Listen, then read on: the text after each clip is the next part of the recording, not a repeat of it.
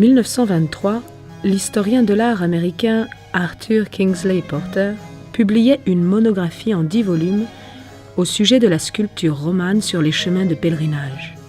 Les sanctuaires proches des routes qui relient l'Italie, la France et l'Espagne ont dès lors été perçus comme un seul et même groupe.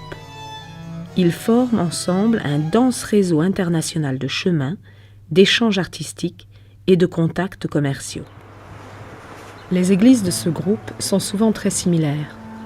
Cela a poussé certains chercheurs à parler d'un véritable art de pèlerinage.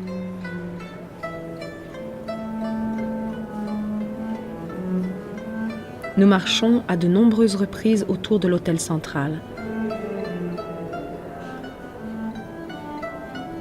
Nous remarquons les mêmes éléments architecturaux et décoratifs.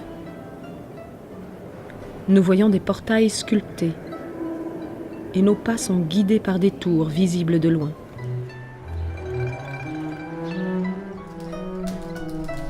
Avant même de partir en pèlerinage, en tant qu'historien de l'art, nous avons beaucoup réfléchi au style et à l'iconographie, aux moyens de transmission des modèles ou d'inspiration qui avaient cours entre les ateliers actifs autour des chemins de pèlerinage. Toutefois, les photographies détaillées, prises de très près par une caméra sur pied avec un point de vue frontal, ne correspondent pas à l'image vue par le pèlerin. C'est notre expérience personnelle et physique, notre condition de pèlerin, qui nous a permis de mieux percevoir et de mieux comprendre les similarités et les répétitions remarquées par les historiens de l'art. Cette expérience nous a montré que la répétition constante peut avoir d'autres explications que celles basées sur le discernement d'écoles ou d'ateliers communs. La répétition s'est révélée essentielle dans la vie du pèlerin.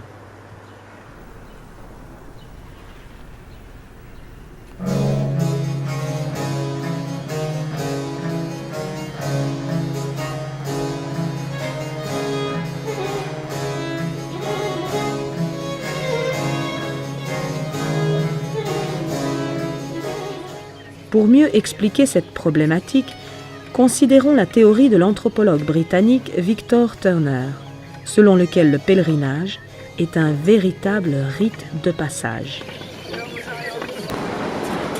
Turner définit 3 phases d'un tel rite. Dans la première phase, l'individu ou le groupe est privé de sa place dans la société. Dans la seconde, appelée phase liminale, le pèlerin a un statut social peu clair. Il ne porte que très peu d'attributs de sa vie précédente et il est libéré de son statut social. Cette phase liminale est très souvent liée à la douleur et aux divers tourments. Ils n'ont pas de chance. Ces 10 étudiants tchèques viennent d'arriver à Lausanne sous un ciel déchaîné. Pas de quoi doucher leur enthousiasme, ils partent pour 4 mois de marche. On va essayer de Dans la dernière phase, ce changement atteint son sommet. changer ce que nous sommes en train de faire comme historiens de l'art, comme chercheurs, comme étudiants. Le pèlerin retourne à la société, mais en même temps obtient un nouveau statut. L'enjeu de ce projet, banalement. Pour Turner, la phase liminale, qui se rattache au concept de la communitas, à savoir une communauté égalitaire et homogène, est essentielle.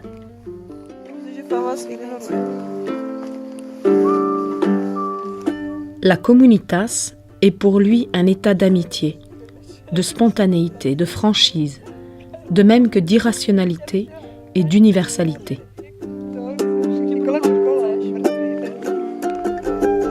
Même si la théorie de Turner a été critiquée pour son côté idéaliste, il n'y a pas de doute qu'au début de notre voyage, nous avons abandonné notre place assurée dans la société, notre quotidien, et nous sommes entrés dans un monde inconnu et sans structure.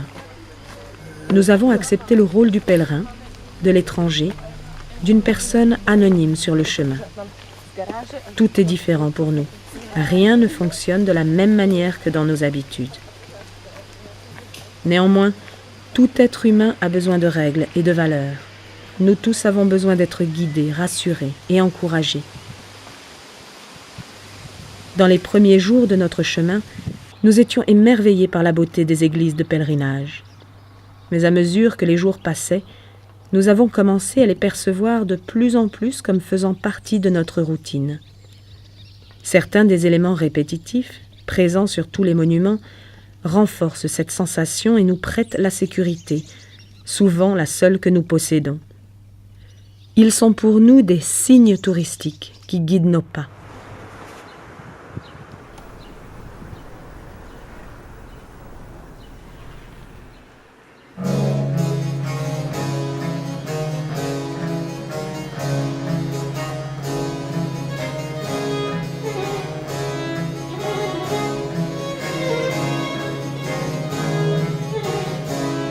Le Codex Calixtinus, ce fameux manuscrit du XIIe siècle, mentionne les lieux les plus importants à visiter. Le texte médiéval souligne la nécessité de visiter le plus grand nombre de lieux et de les toucher physiquement. Sur notre chemin, nous rencontrons un si grand nombre d'églises qui se ressemblent qu'il nous est impossible de les visiter toutes et de les explorer. N'ayant pas le temps, il devient souvent même inutile d'y entrer. Pour nous, et il semble qu'il en soit de même pour les pèlerins médiévaux, il est important d'avoir atteint ce lieu, de l'avoir touché, comme le demande le Codex Calixtinus. Mais il est tout aussi important de continuer sur notre chemin pour trouver un lieu approprié pour dormir avant que ne tombe la nuit. La façade de ces églises mineures, avec leurs portails décorés, est souvent le seul élément que nous voyons de tout le bâtiment. L'espace devant l'église a toujours servi aux pèlerins épuisés par la marche comme lieu de repos. Leurs pas et leurs regards étaient attirés par les théophanies, les visions de Dieu sur les portails.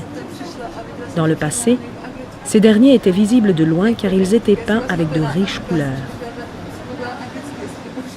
En tant que pèlerins, nous vivons avec ces répétitions. C'est une partie très importante de notre aventure. À travers notre propre expérience, nous nous rendons compte que les portails sculptés, l'architecture, les éléments décoratifs, les tours ou le son répétitif des cloches attirent notre attention à une longue distance et nous annoncent que nous sommes sur le bon chemin, qu'il soit physique ou spirituel.